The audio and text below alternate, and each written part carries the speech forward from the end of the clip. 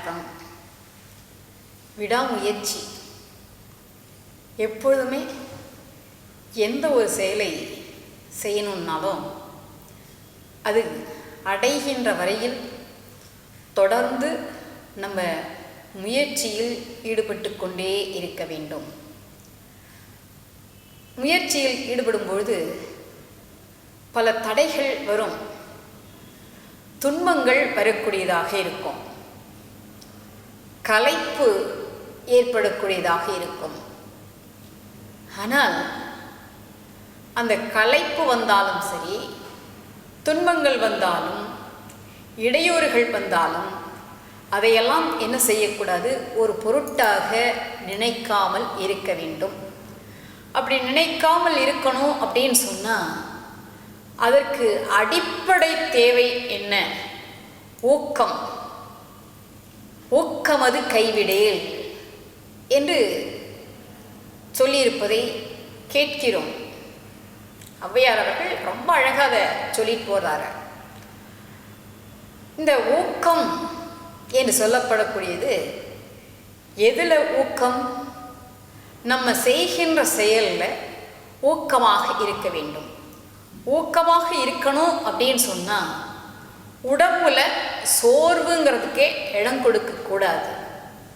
இன்றைக்கி நான் உற்சாகமாக இல்லை, ஊக்கமாக இல்லை, ஏதாவது சாப்பிட்டாதான் நல்ல ஊக்கமாக என்னால் செயல்பட முடியும், இல்லை ஏதாவது பாடல் கேட்டால் தான் என்னை சரிப்படுத்தி கொள்ள முடியும் என்றெல்லாம் சொல்வதை கேட்கிறோம். அதை போன்று நடந்து கொள்ளக்கூடியவர்களும் இருக்கிறார்கள்.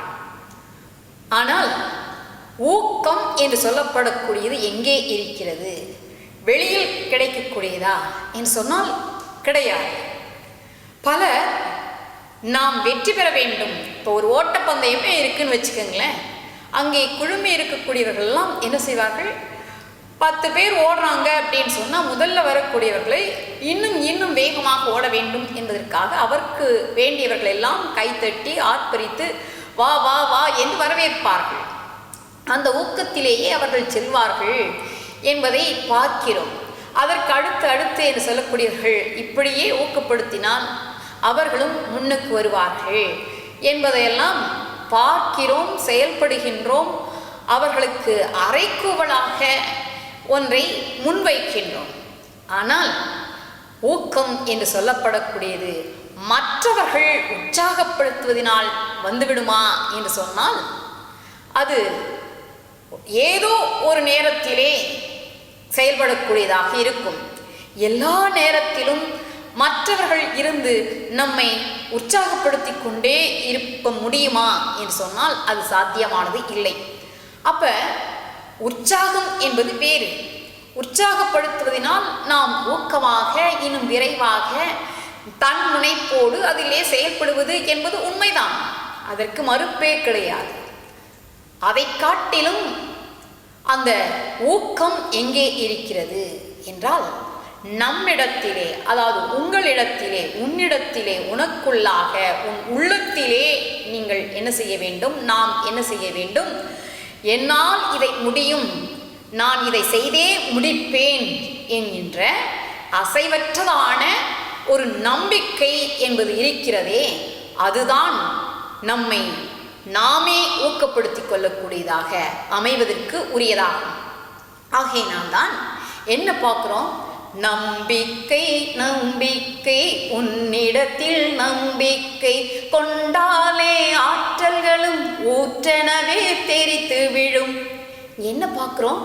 நம்பிக்கை நம்பிக்கை உன்னிடத்தில் நம்பிக்கை என்று சுவாமி விவேகானந்தர் சொல்லியிருக்கின்றார் என்று சொன்னால் அது முற்றிலும் உண்மையானது. தன்னம்பிக்கை என்பதை காட்டிலும் ஒரு மிகச்சிறந்த ஊக்கம் எதுவுமே கிடையாது. வள்ளுவ பெருந்தொகை கூட ஊக்கமுடைமை என்பதை சொல்லி இருக்கின்றார்.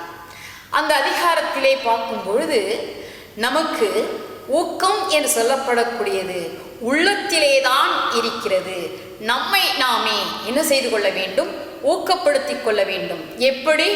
என்னால் முடியும், இந்த செயலை இந்த மணி நேரத்திற்குள்ளாக இப்படி நான் செய்து முடிக்கப் போகிறேன் என்று சொல்லுகின்ற பொழுது, சொல்லுகின்ற சொல்லால் மட்டுமல்ல, செயலிலே ஈடுபடுத்தி அதை தன்முனைப்போடு செய்கின்ற பொழுது அது நமக்கு மிக பெரியதான பலனை தரக்கூடியதாக இருக்கும். ஆக வெளியில் இருந்து மற்றவர்கள் உற்சாகப்படுத்தலாம், ஆனால் ஊக்கப்படுத்தல் என்று சொல்லப்படக்கூடியது உன்னிடத்திலே தான் அமைந்திருக்கின்றது. ஒரு நிர்வாகத்திலே சென்று நான் பணியாற்றுகின்றேன் அல்லது நீங்கள் ஓரிடத்திலே சென்று தலைமை தாங்கப் போகிறீர்கள் என்று வைத்துக்கொள்வோமே, அந்த இடத்திற்கு புறப்பட்டு செல்வதற்கு முன்பாக அங்கே சென்று நாம் என்ன செய்ய போகிறோம், எதை கொடுக்கப் போகிறோம், எதை பேசப் போகிறோம் என்பதை பற்றியெல்லாம் திட்டமிட்டு கொண்டு நான் எல்லாத்தையும் திட்டமிட்டு விட்டேன், எனக்கு ஒன்றும் கவலை இல்லை என்று சொல்லக்கூடியவர்களாக நின்றுவிடக்கூடாது.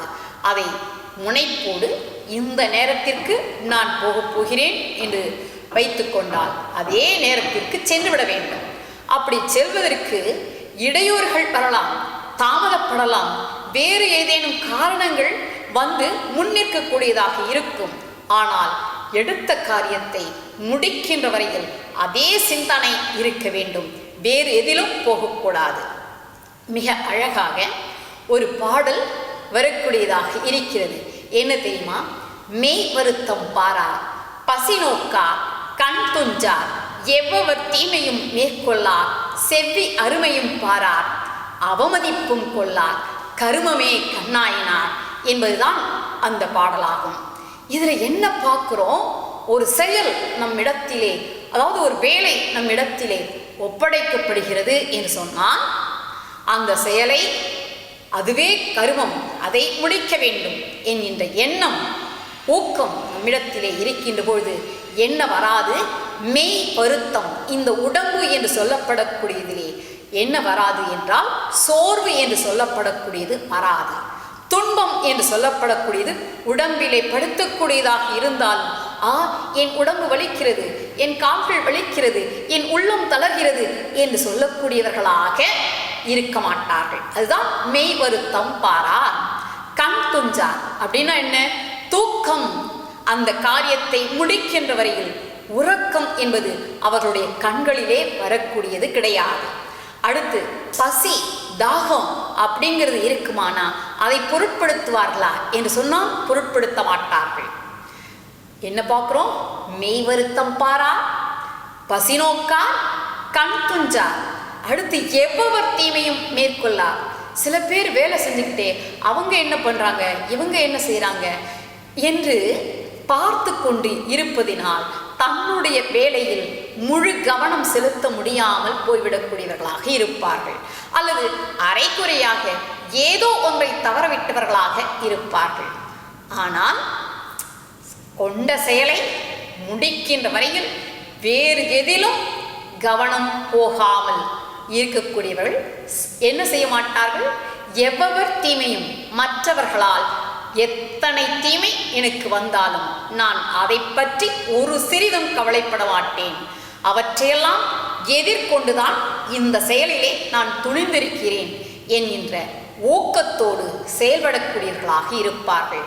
அது மட்டுமல்ல, அந்த செயல் எவ்வளவு பெரிய வேலை, நான் செய்து முடித்து விடுவேனா, என்னால் இதற்கு ஏதேனும் இடைஞ்சல்கள் வந்துவிடக்கூடியதாக இருக்குமா என்று தான் செய்கின்ற செயலினுடைய அருமையையும் கூட எண்ணி பார்க்க மாட்டார்கள். அதே சமயத்தில் அவமதிப்பும் கொள்ளார் என்று சொன்னால் மற்றவர்கள் பாரு அங்க இங்க அலையாம இருக்கிற இடத்தை விட்டு பார்க்காம யார் வராங்க யார் போறாங்க எதுவுமே தெரியாம அப்படியே மூழ்கி இருக்கா பாருங்க என்று சொல்லுவார்களே. அப்படி சொல்வது பாராட்டுதலாக இருந்தால் ஏற்றுக்கொள்ளக்கூடியதாக இருக்கும். ஆனால் ஏளனப்படுத்தி கிண்டலும் கேலியுமாக பேசக்கூடியவர்கள் இருப்பார்கள் என்று சொன்னால் அதனால் ஏற்படக்கூடிய அவமதிப்பையும் கூட அவர்கள் ஒரு பொருட்டாக எண்ணி பார்க்க மாட்டார்கள். கருமமே தான் செய்கின்ற செயல்தான் அதை முடிக்க வேண்டும் என்பதிலே தன் உள்ளத்திலே ஊக்கம் இருக்கின்ற பொழுது, தன்னிடத்திலே நம்பிக்கை இருக்கின்ற பொழுது அந்த விடாமுயற்சியோடு அவர்கள் செய்து முடிப்பார்கள்.